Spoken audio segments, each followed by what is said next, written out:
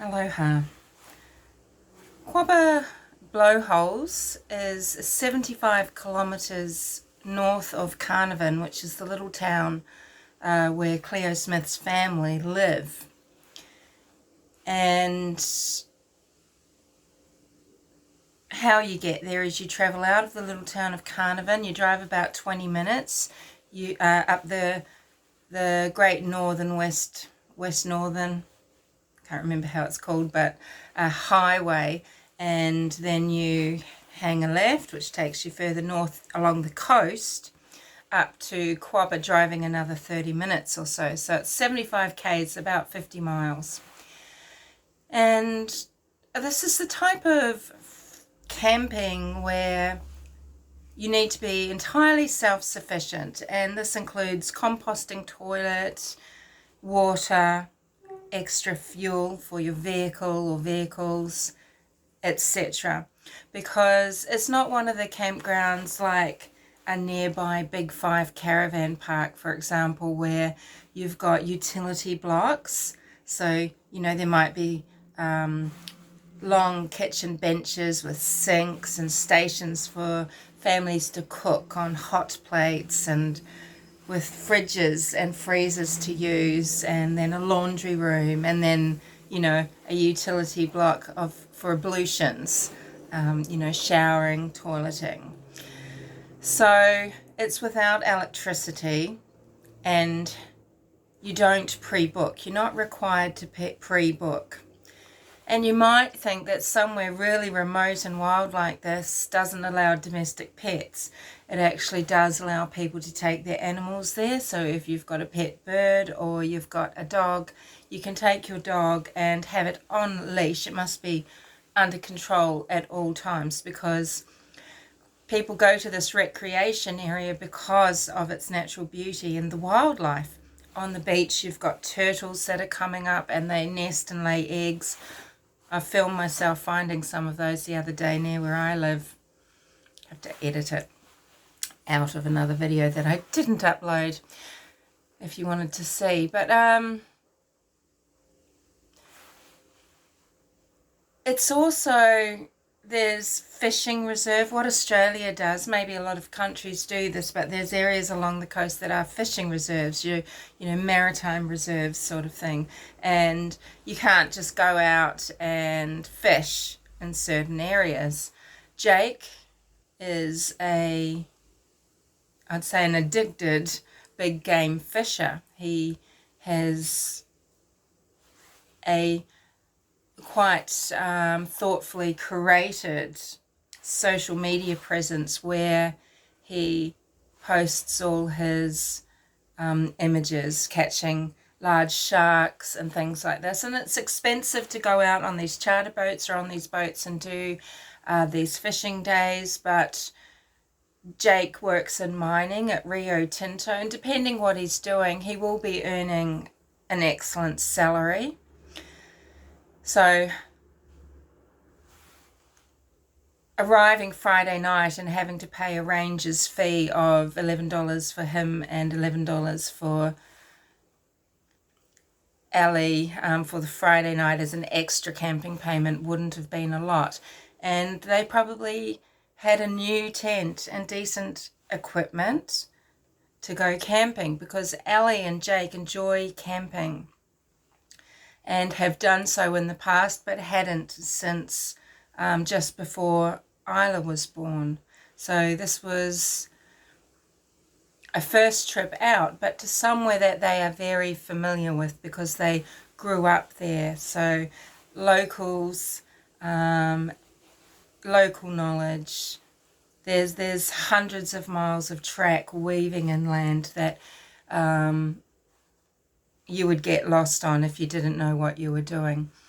The area has the blowholes. This is where, when the tide's rushing in, it's forced up through fissures in the earth up to sort of 20 meters into the sky, and it must be spectacular to see. So that's happening at certain times of day or night depending on tide. So That's behind the camping area. And then where you actually go to enjoy the beach with your family, to swim, and this is where a lot of day trippers go, where a lot of tourists go. It's been dubbed the aquarium.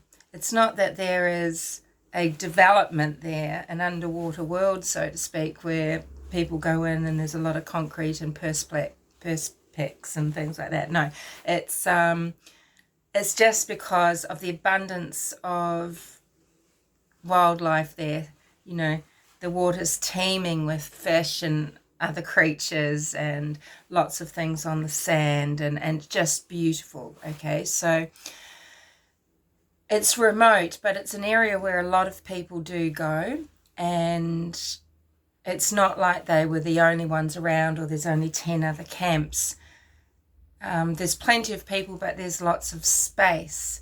And also there's not what you might typically have in campgrounds, you know, the lights on at night that shine out and, you know, highlight where ablution blocks are and things like that. So even though you're out in the wilderness and under the natural sky, and when I say natural, I mean you're seeing the abundance of stars and the bright moon, because you don't have the small town lights to dim them,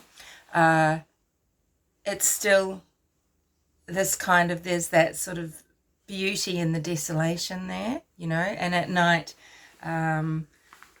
it really is that saying, you know, you can hear a pin drop. And if you've ever camped in such areas, you know, the crunch under feet and everything is amplified in the darkness, as if the atmosphere gets thinner, you know. But of course it's because the noise pollution is dumbed down. And so what Ellie and Jake would have done is arrived and just picked a spot. It's not numbered spots, there's no powered sites or anything. You go in and you find a suitable place. QUOBBA blowholes camping, it limits how long people can stay there, because there'd be people just living there all year round. So in the high season, which ended on 1st of October, so from April to October, it's limited, and I think it's to 30 days, and you know, so people can stay for long periods of time, but they couldn't just live there all year round. Over the course of a year, I think something like 90 days is the maximum. But there'd be a lot of people there that don't want police in their business, or anyone else for that matter, right? And this is a little bit of an issue at the moment. Police haven't managed to talk to everybody that would have been there. What they will have is the information from the booking system. It's an online booking system for QUOBBA blowholes. So you don't pre-book, but you go online and you register and you pay according to how many nights you stay there, and the adults over the age of 16. And the system is that a ranger comes through and they take all the license plates, right? And this is data that's sort of, you know, everything's balanced off that way and followed up. And we can assume that the police have all the data from the online booking. We can assume that they've got all the registrations that were available. And I think the caretaker on site is different to the ranger, because the person, yeah,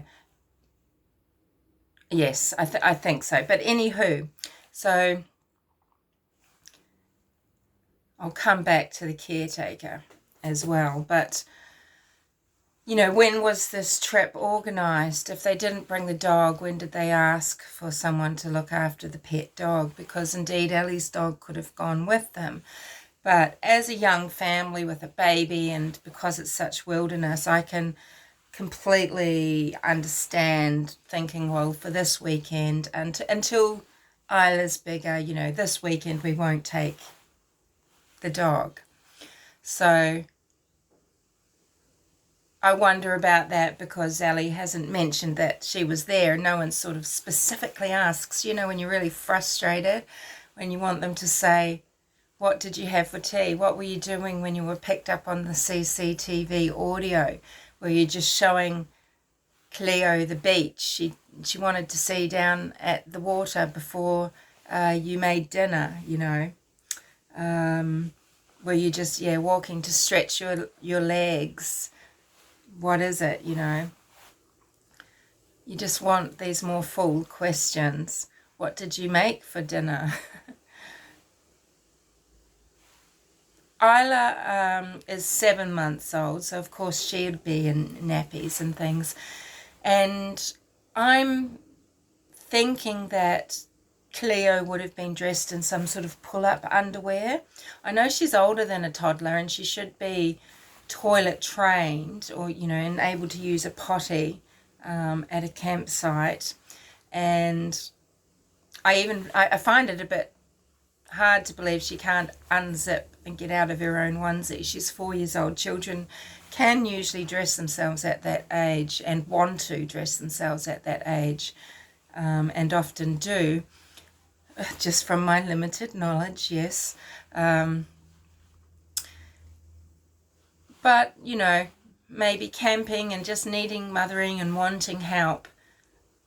I wonder about this water incident at 1:30. You know, you shouldn't set your child up to fail and wet the bed, a la Patsy Ramsey, whose flocky knocky nihili pillification about such things since her cancer meant that her children, Jean-Benet and Burke, were given drinks and things before bedtime, late at night, and of course subsequently their little bladders couldn't manage and they would wet their bed often. So I'm going to presume that Cleo is wearing pull-ups. There's a picture of her in pink and blue onesies. They were described as purple. She was wearing pink and purple, but the ones in the photographs and the one we're shown, I think it's pink and blue. And it does appear that she's got something underneath. So even if she'd wet her bed, as one might think, anger incident, wet bed, frazzled, pissed off, you know, unable to wash things. Because a wet bed, when you don't have laundry facilities, because you're not at the type of campsite that has that, it's suddenly a big problem. You could go and rinse it off at the water and then dry it, and then you've just got all this wet, manky bedding for the stay, for the duration of your holiday, haven't you? So, yeah, things like that are running through my mind. What are the possibilities there? You know, but a little sip of water to wet the whistle, so to speak, just to take that dry feeling out of the mouth, that is certainly possible. But, you know, there's this repetition of the details, kind of like Candace Wells with, we planted flowers, she went inside, I said the boys went, you know, and it's repeated exactly the same in the second interview. And indeed, the interviewer makes a point of repeating to Ellie and Jake, therefore, you know, telling the audience basically that they didn't want to talk about certain things. They don't want to go over and over things. They just want to move forward with other lines of questioning, sort of.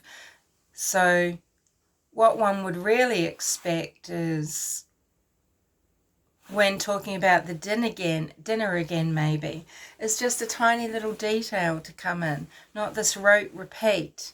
I mean, I guess it's not an interesting part of the story, but I think it would be a natural part of reminiscing, and that longing and that sadness and that frightenedness, you know, to sort of just to drift off for a second and go, you know, we would, you know, Jake had set the marquee up for me first so that I could get the cooking things out. You know, we like cooking around the campfire. Cleo wanted to stir the baked beans and sausages, whatever they're having, right? It probably would have been something very simple. Maybe they didn't even cook. See, maybe See, they say they made dinner. I would not be wanting to be bothered on Friday night making dinner.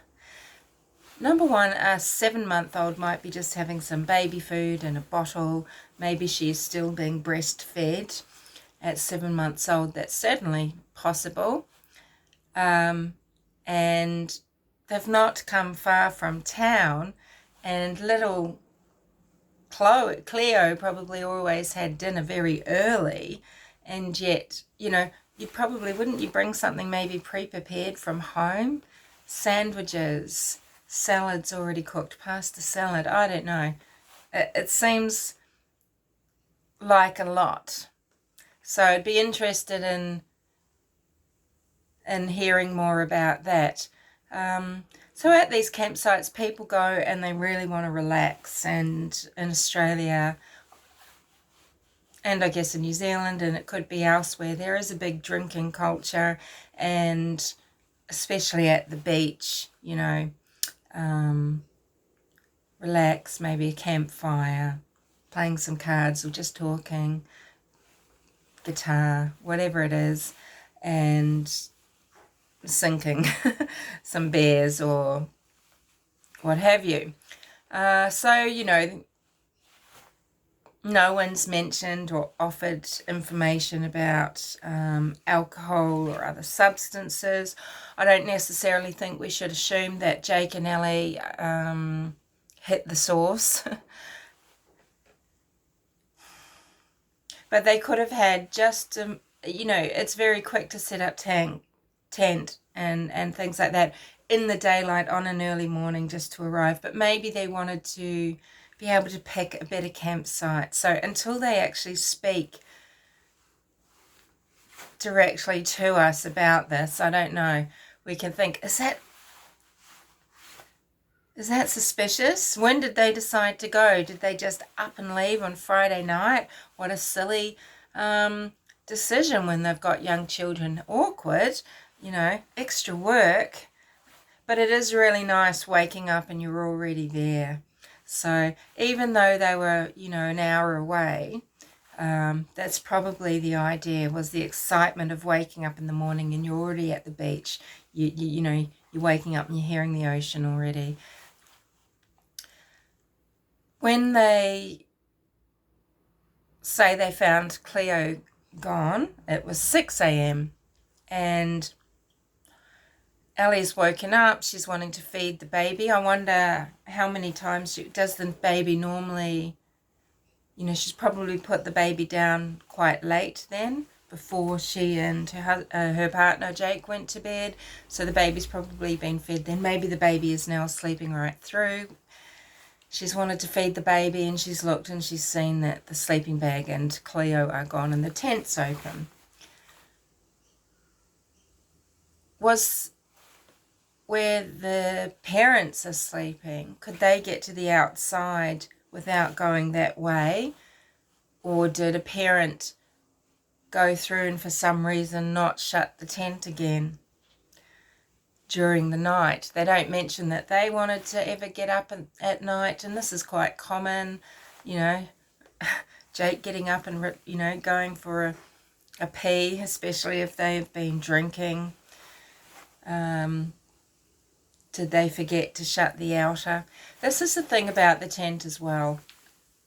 There's the fly screen that is on the inner side, because then you can have the flap open, either rolled back or screening, giving a little bit of shade like a little awning. But you can still have the breeze coming into the tent. This abductor has tooth by tooth unzipped 2 rows of tent, you know, over 2 meters worth of zip. And sure, it can be done, but that is a long time just huddled silently listening outside someone's tent. It could be done. It could be someone that the police haven't talked to yet, one of the persons that's not coming forward.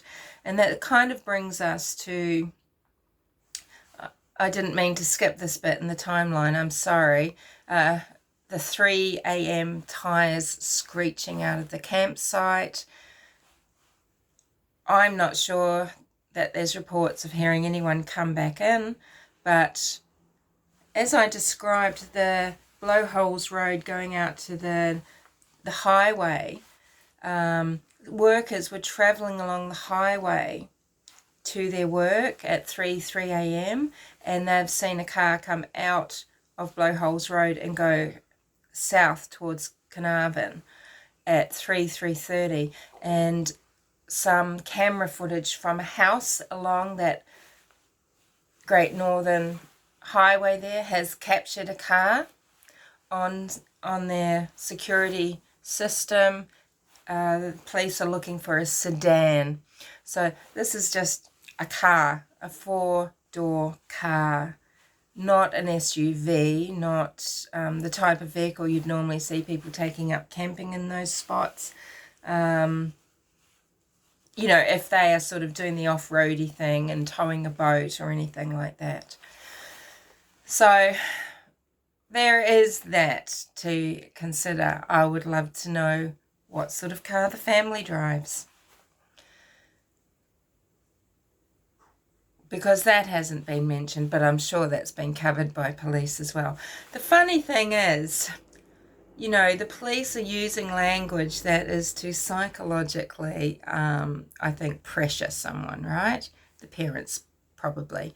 The dead of night, grave concerns, you know, this type of language, and talking about the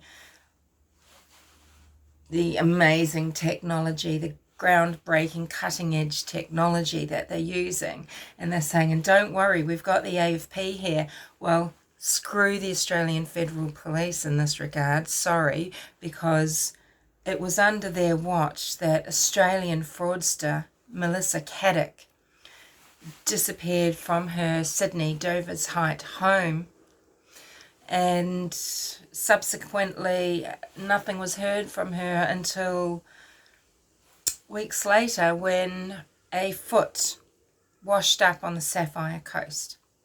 So no, AFP, no.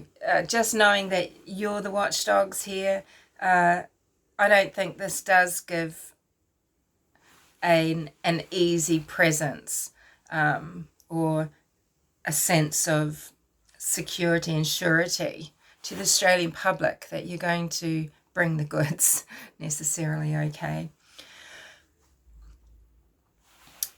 At 6 a.m. they start looking around. Ellie says to Jake, where didn't you go? And they express again that they know the area well. And this is troubling because they know the area so well from when they were children. The ranger, well rather the caretaker, doesn't know a little child is missing at his campsite until 8 a.m. 8 a.m, this is 2 hours. So essentially, actually, this could be many hours. 8 a.m, and the helicopter searchers were there very quickly after speaking to Ellie on the phone, and I think they arrived at 9:45.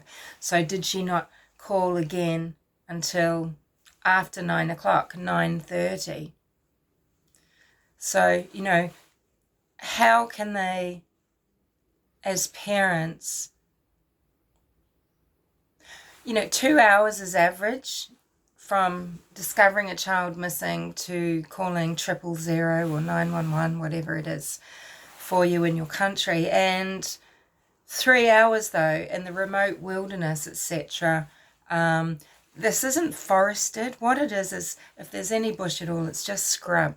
There are dunes. It's kind of deserty, right? We know deserts are teeming with life. It's just not the kind of life that, you know, you see in meadows and forests and things like that. So it's not, you know, so there's, you know, bits of tundra and, you know, the grasses and things, but it's not this big dense forest such as you have surrounding the home where William Tyrrell went missing, right? And that's on the New South Wales coast. on the eastern seaboard. We're talking the western seaboard here. And I don't know why, but I just find that maybe no one wanted to disturb him, but I would be screaming my guts out. And Ellie says that she did have other mothers helping her look, you know, but at one point she says, "Where didn't you go, Jake?" You know, meaning you've looked everywhere and driven everywhere in the car. But at the same time, she also says, "Yes, we drove, you know, first we looked on foot and then we drove around." I don't know why they would do that, really. Maybe just to try and crawl around the campsite and beyond a little bit, but how far did they go, and for long? You know, how long was Ellie with the other mothers at the campsite looking?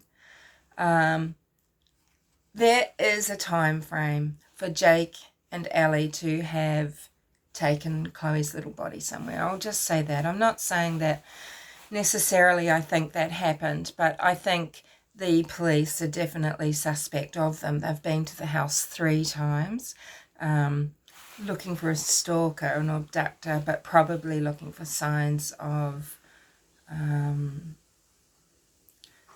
dysfunction or a fight, or, you know, some sort of damage that might show that there was an incident. I don't know. All sorts of things could be searched for. They might have wanted to see if they could find a child's sleeping bag that should have been taken for Cleo. You know, they will be looking into the fact that maybe she was in trouble before she got there, maybe, you know. The adult sleeping bag troubles me. I would worry about a young child smothering themselves, you know, suffocating within a large sleeping bag like that. But it appears that Ellie is describing that she's used it as a blanket and tucked it around the little air mattress that Chloe was in. But we know this sleeping bag is missing. You know, did one of them or both of them return to Carnarvon and come back in the morning? They could have come back in the morning just saying, "Yeah, we've just been out looking, we woke up and, you know, have just been looking," but really they were out hiding Cleo.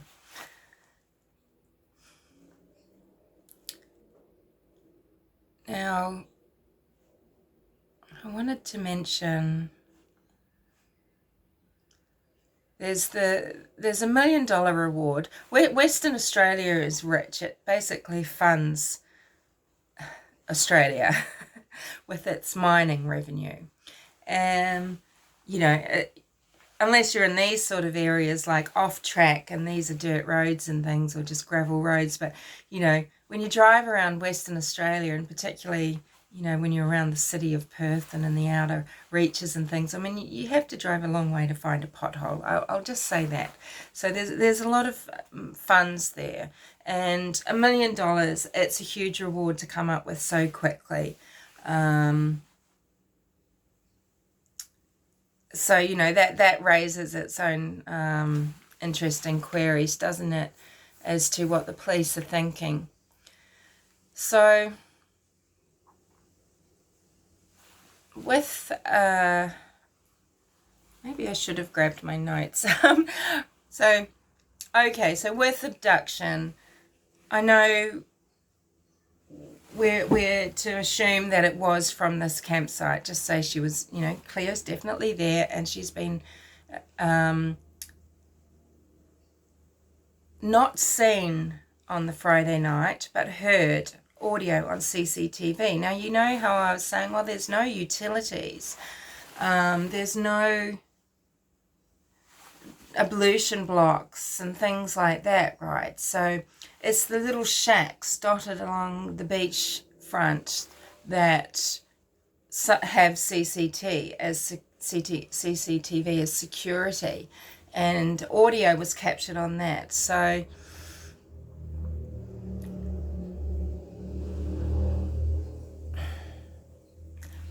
I guess, you know, if this wasn't some nasty trick and a recording of her voice wasn't played, you know, let's say Cleo is walking around, that does mean she wasn't just at the campground and, you know, if she's walking with mum or dad somewhere, it does give opportunity for someone at that campsite to see her and to covet her, right? And so maybe they did just watch the family walk back to the tent.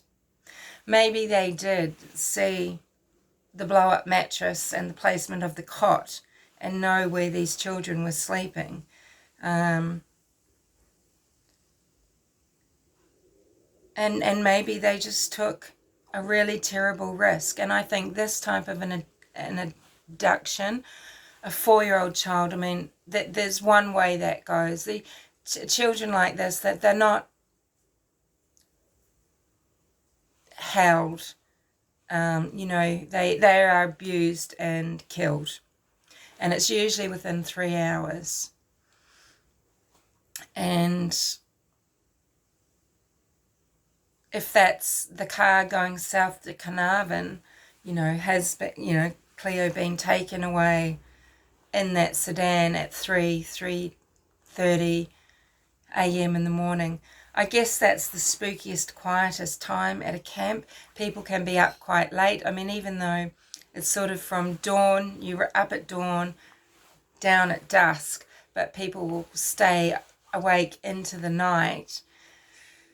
But things usually settle down by a certain time, and then if, you know, adventurers, fishermen may be going out, etc., or just boaters, might be up before dawn depending on the tides. I mean, I've done, you know, plenty of nights getting up at 2 or 3 just because that's when the tides are going to be best for some sort of fishing, or, you know, spear fishing, out in the boat, off a wharf, whatever it is, right? So it's risky, but yeah, I'd say 3:30 would be that kind of that witching hour at a campsite.